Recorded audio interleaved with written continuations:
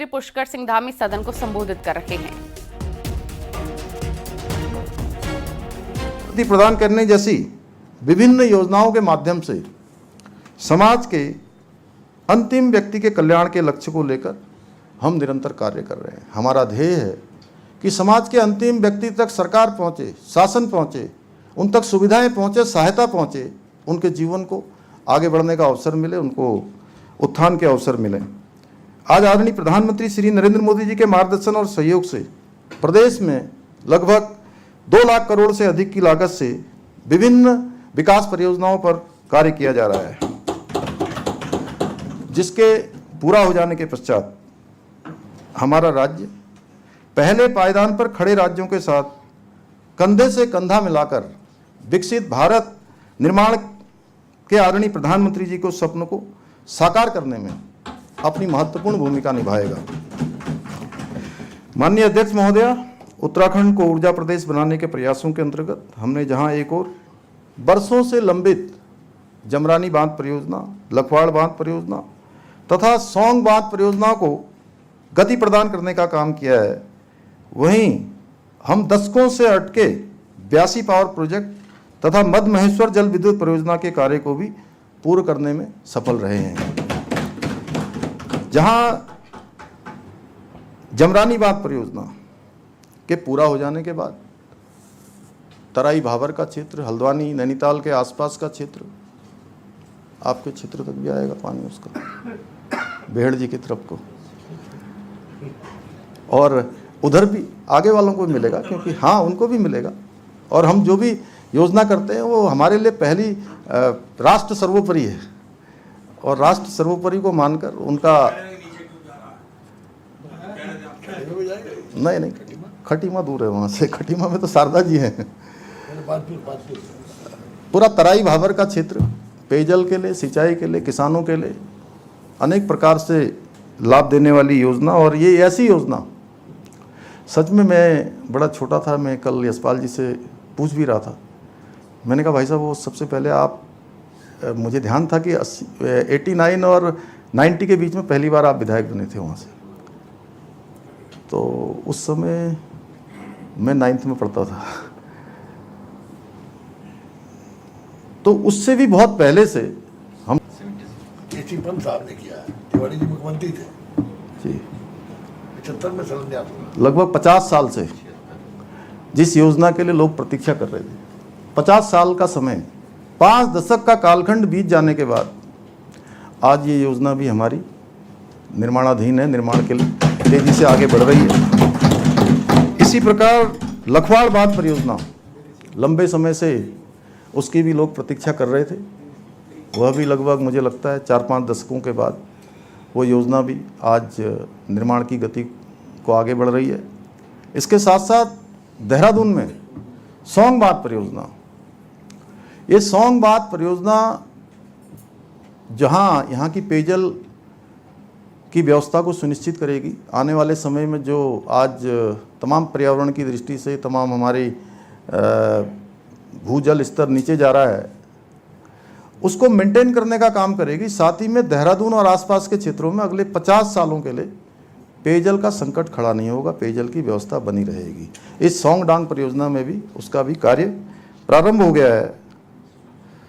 हमारी सरकार ने बिजली उत्पादन से आम लोगों को जोड़ने के लिए हरित ऊर्जा उत्पादन के लिए भी विशेष प्रयास किए हैं। आज पीएम सूर्यघर योजना के अंतर्गत 1.5 लाख रुपए तक की सब्सिडी का लाभ लेकर बड़ी संख्या में प्रदेशवासी अपने घरों की छत पर सोलर प्लांट लगवाकर बिजली उत्पादन कर रहे हैं। और आप कभी इधर जाएंगे, उत्तरकाशी, पौड़ी और टिहरी का ये क्षेत्र, ऐसा लगेगा कि यहाँ पर जैसे तराई में कहाँ गए, जाति चले गए, तराई वाले सब चले गए लग रहा है। यार शहजाद जी आपको छोड़, आप ही अकेले तराई के लिए काफ़ी हैं। भाई साहब तो खैर सब समझ रहे हैं। तो ऐसा लगता है जैसे यहाँ गन्ने की खेती होती है, वहाँ पर्वतीय क्षेत्रों में ऐसा लगता है सोलर की खेती हो रही है। इस प्रकार का एक दृश्य दिखाई देता है, जो सच में विकसित भारत के संकल्प को साकार करने की दिशा में, ग्रीन एनर्जी को बढ़ावा देने में, पर्यावरण के संरक्षण में, ग्लोबल वार्मिंग में, तमाम जो आज हमारे सामने चुनौतियां हैं, उनके समाधान का भी एक मार्ग वहाँ दिखाई देता है। उत्तराखंड विधानसभा सत्र को लेकर बड़ी खबर है। बुधवार यानी कल भी विधानसभा का सत्र चलेगा। विशेष सत्र को एक दिन बढ़ाने का प्रस्ताव सदन में पास कराया गया है और स्पीकर ने सदन को इसकी जानकारी दी है। और अब कल भी उत्तराखंड विधानसभा का विशेष सत्र चलेगा, ये बड़ी खबर आपको बता रहे हैं।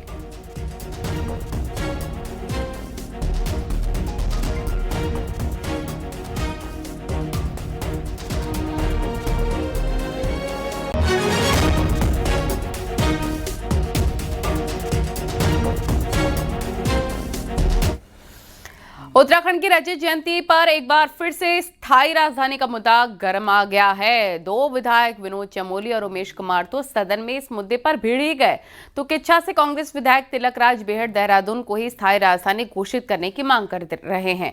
दिखाते हैं आपको रिपोर्ट।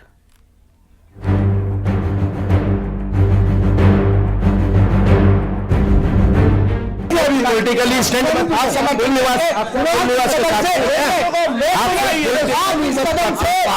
इस सदन में आप बहुमत में हैं, आप सारे कहिए सुनिए गैरसैंण में राजधानी बनाने के समर्थन में आप हैं। ये हैं विधायक विनोद चमोली और विधायक उमेश कुमार। स्थायी राजधानी के मुद्दे पर दोनों आपस में भिड़ पड़े और इसी के साथ रजत जयंती के मौके पर एक बार फिर स्थायी राजधानी को लेकर बहस तेज हो गई। किच्छा से कांग्रेस विधायक तिलकराज बेहड़ ने मांग की है कि अब इस सस्पेंस को खत्म कर देहरादून को स्थायी राजधानी घोषित किया जाए। उन्होंने तर्क दिया कि वैसे भी बीजेपी के तमाम नेता पहाड़ छोड़कर मैदान में आ चुके हैं और विधानसभा एक बड़ा नया हाउस बनाना चाहिए, भवन विधानसभा का, और इसी को स्थायी राजधानी घोषित करना चाहिए, क्योंकि यहाँ ये सेंटर बन चुका है, चारों तरफ से लोग यहीं पे आते हैं।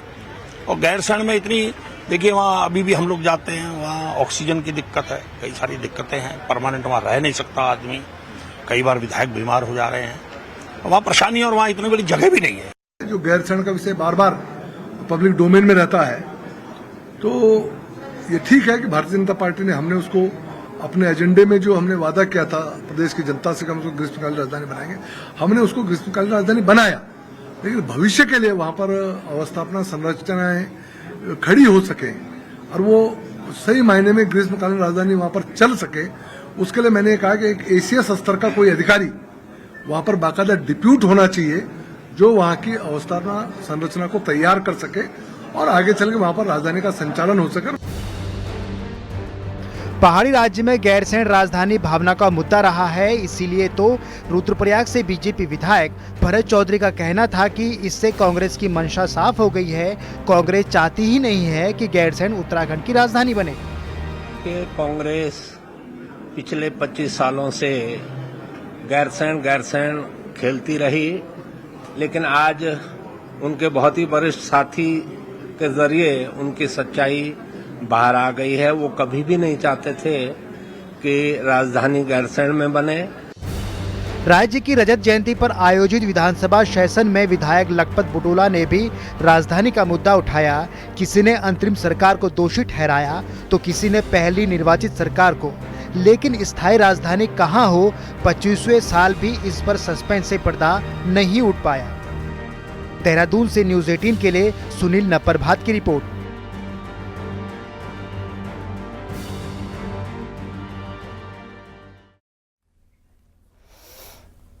उत्तराखंड सदन में चर्चा के दौरान बीजेपी के विधायक विनोद चमोली ने उत्तराखंड के मूल निवास का मुद्दा उठाया है और उन्होंने कहा है कि उत्तराखंड ही एक ऐसा राज्य है जहां पर मूल निवास प्रमाण कोई व्यवस्था ही नहीं है। विनोद चमोली ने कहा है कि उत्तराखंड बाहरी लोगों के लिए एक धर्मशाला बन चुका है और यहां के मूल निवास अब भी उसी पुरानी स्थिति में है।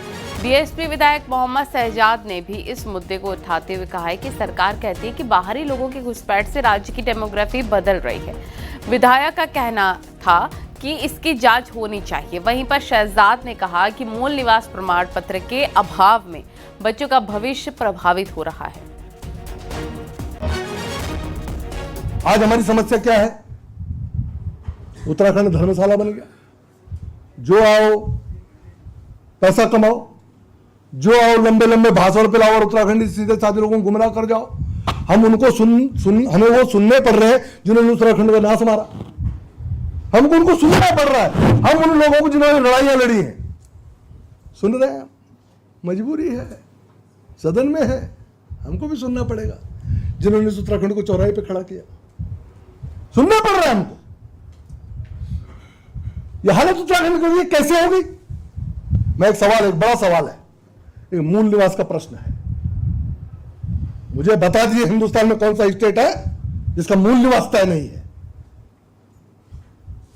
मैं तो चेयरमैन भी रहा 96 में, तब तो यूपी में था। क्यों भाई साहब? सभासद रहा 88-89 में, तब मैं यूपी में था। हम निवास प्रमाण पत्र बनाते थे, लेकिन मूल निवास नहीं बनता था। मूल निवासी को ही बनता था। लेकिन राज्य बनने के बाद जो पहली सरकार आई जिसको मूल निवास तय करना था, आज हालत ये हो गई कि 15 साल पहले जो आया है वही हमारा निवासी है, और मूल निवासी कौन है ढूंढना मुश्किल हो गया। हमारा मूल निवास तय नहीं है। जो आता है इसको धर्मशाला समझकर यहां पर रहता है, और उसके बाद यहां का निवासी बनकर यहां का लाभ ले जाता है, और मेरा सीधा साधा पहाड़ी उत्तराखंडी मुंह ताकता रह जाता है। यह है मेरा उत्तराखंड।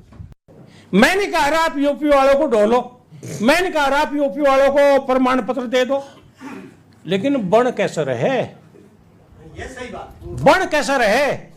और एक नई बात सुनो, फिर कोई बोल लेगा इस बात पे।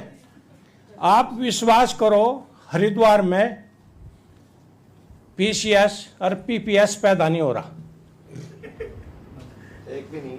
आप रिकॉर्ड निकलवा लो, कोई हमारा बच्चा पीसीएस नहीं हो रहा, कोई पीपीएस नहीं हो रहा।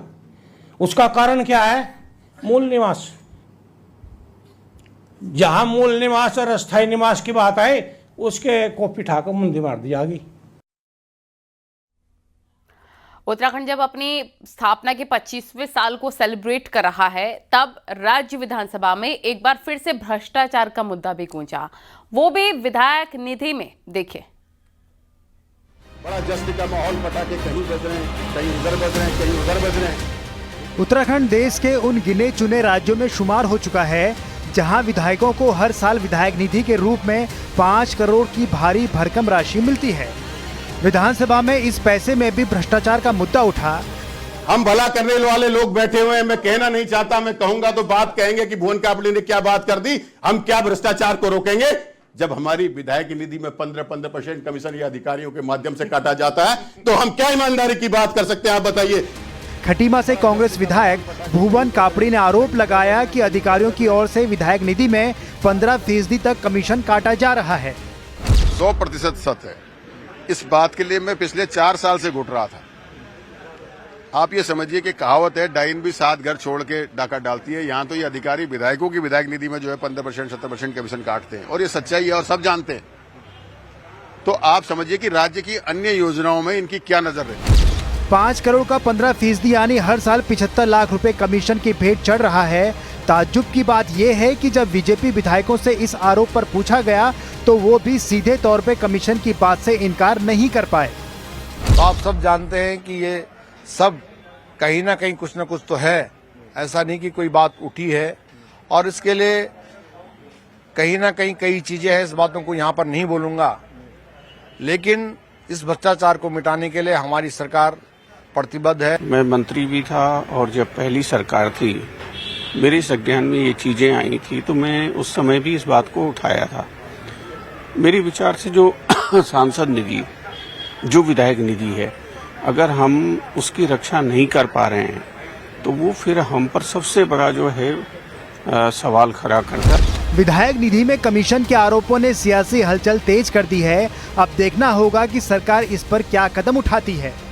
देहरादून से न्यूज़ 18 के लिए सुनील नवप्रभात की रिपोर्ट।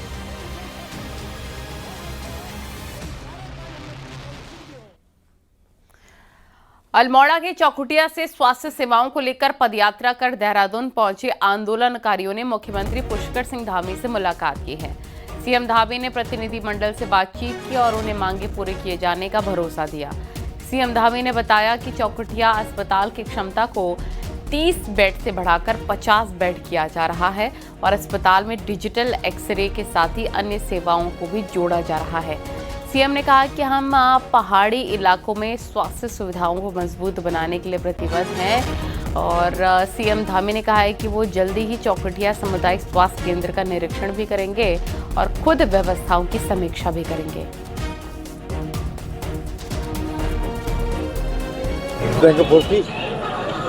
और क्या गाड़ी देख रहे कितनी गाड़ियाँ। काशीपुर में राज्य गठन की रजत जयंती पर कार्यक्रम का आयोजन किया गया है। इसमें सीएम पुष्कर सिंह धामी भी मौजूद रहे। इस दौरान सीएम धामी ने कहा कि हम एक संकल्प के साथ काम कर रहे हैं, राज्य के समग्र विकास को लेकर काम किए जा रहे हैं और काशीपुर में सीएम धामी ने कई विकास योजनाओं की बड़ी सौगात दी है। भाइयों बहनों, प्रदेश में संचालित हो रहे अवैध मदरसों के आड़ में बच्चों को गुमराह करने का षड्यंत्र रचा जा रहा था, लेकिन हमने ऐसे मदरसों पर कार्रवाई करते हुए 250 से अवैध रूप से चलने वाले मदरसों को सील करने का कार्य भी किया है। आप सभी जानते हैं, कुछ लोग वेश बदलकर छद्म वेश धारण करके सनातन धर्म को जो बदनाम करने का षड्यंत्र किया जा रहा था, लेकिन मैंने साफ कहा कि जो भी सनातन धर्म को बदनाम करेगा उसे किसी भी कीमत पर बख्शा नहीं जाएगा। इसलिए हमने प्रदेश में ऑपरेशन कालनेमी अभियान चलाकर ऐसे पाखंडियों पर कड़ी कार्रवाई की है। राष्ट्रपति द्रौपदी मुर्मू ने नैनीताल के नैना देवी मंदिर के साथ ही कैची धाम में बाबा नीम करौरी के दर्शन किए हैं और इस दौरान राष्ट्रपति ने पूजा पाठ किया, देश की खुशहाली की कामना की है। इससे पहले राष्ट्रपति ने नैनीताल में राजभवन के गेट निर्माण का उद्घाटन किया। राज्य के स्थापना के मौके पर राष्ट्रपति उत्तराखंड पहुंची, देर शाम दिल्ली भी लौट गईं।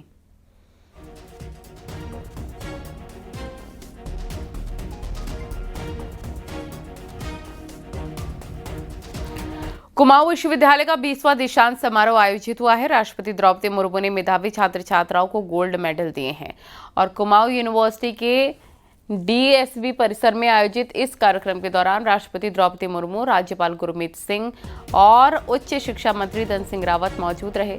इस दौरान 16,000 से ज्यादा मेधावी छात्र छात्राओं को डिग्रियां प्रदान की गई, तो स्वर्ण, रजत और कांस्य पदक दिए गए हैं। इस दौरान देश की राष्ट्रपति द्रौपदी मुर्मू ने कहा कि अन्न दान से ज्यादा महत्वपूर्ण शिक्षा का दान है। राष्ट्रपति मुर्मू ने कहा कि विश्वविद्यालय की जिम्मेदारियां हैं कि वो आसपास के से गांवों में काम करें और लोगों को आत्मनिर्भर बनाने में अपना योगदान दें। द्रौपदी मुर्मू ने कहा है कि सरकार का लक्ष्य 2047 तक विकसित राष्ट्र का है, लिहाजा सभी लोग अपनी जिम्मेदारियां समझें। इस शिक्षण संस्थान के रूप में कुमाऊं विश्वविद्यालय के कुछ सामाजिक दायित्व भी है। इस संस्थान के शिक्षकों और विद्यार्थियों को आसपास के गांव में जाना चाहिए, बल्कि कुछ गांव को तो गोद में लेना चाहिए। उनकी समस्याओं को देखना, जानना चाहिए तथा उनका समाधान निकालने के लिए यथासंभव प्रयास करना चाहिए। चंपावत से खबर, यहां पर डूंगरा बोरा में कार हादसे का शिकार हुई है। कार खाई में गिरी है। इसमें 2 यात्रियों की मौके पर मौत हुई है, जबकि एक की हालत गंभीर है। कार करीब 200 मीटर खाई में गिरी और इस दौरान कार के परखच्चे भी उड़ गए।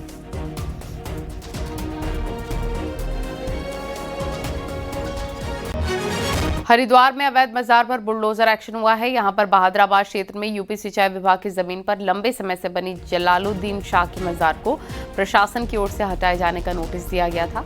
बावजूद इसके मजार संचालकों ने मजार नहीं हटाई। इसके बाद मंगलवार को बुलडोजर से मजार ध्वस्त की गई।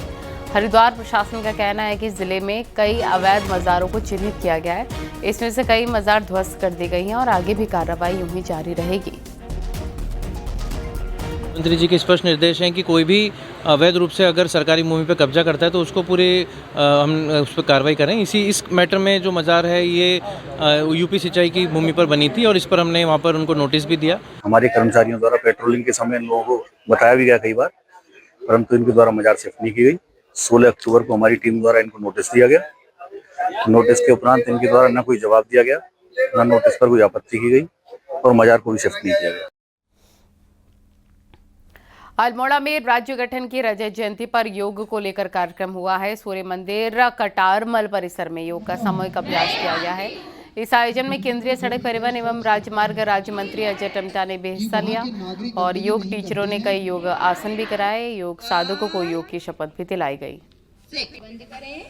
सारे सपने पूरे हुए जिनके कारण से उत्तराखंड राज्य हमको प्राप्त होने के बाद आज हम 25वें पायदान में उत्तराखंड के विकास को बहुत तेज गति के साथ नरेंद्र भाई मोदी जी के मार्गदर्शन में, मुख्यमंत्री भाई पुष्कर धामी जी के मार्गदर्शन में आज उत्तराखंड राज्य लगातार प्रगति में है। ये दशक उत्तराखंड के लिए ऐतिहासिक रहे, ऐसा माननीय प्रधानमंत्री जी का आशीर्वाद हमें मिला भी है। श्रीनगर गढ़वाल में आस्था और परंपरा के प्रतीक बैकुंठ चतुर्दशी मेले का भव्य शुभारंभ किया गया है और मुख्यमंत्री पुष्कर सिंह धामी ने वर्चुअल माध्यम से मेले और विकास प्रदर्शनी का उद्घाटन किया। मुख्यमंत्री पुष्कर सिंह धामी ने कहा कि बैकुंठ चतुर्दशी मेला उत्तराखंड की संस्कृति, आस्था और परंपरा का अद्भुत संगम है। उन्होंने कहा ये मेला स्थानीय लोगों को रोजगार और हस्तशिल्प के प्रसार का मौका भी देता है।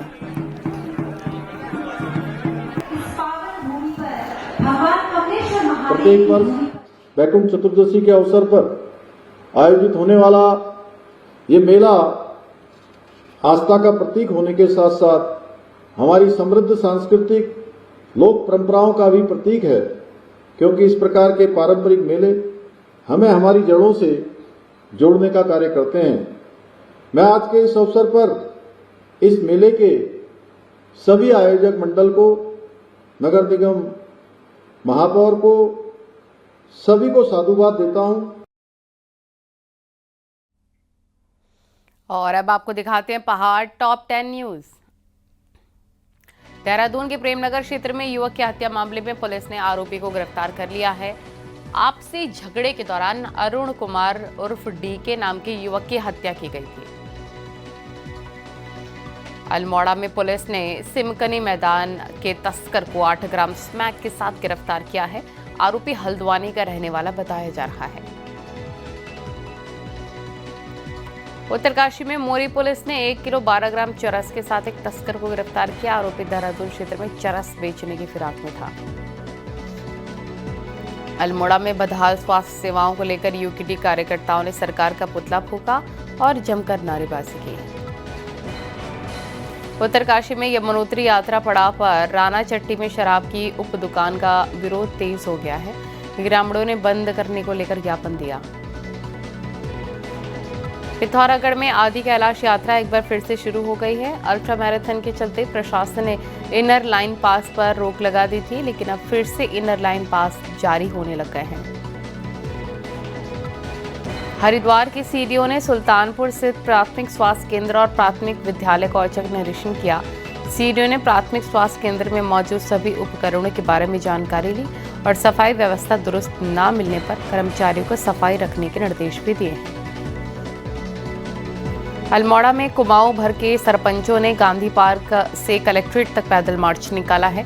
वेतन समेत कई मांगों को लेकर प्रदर्शन किया।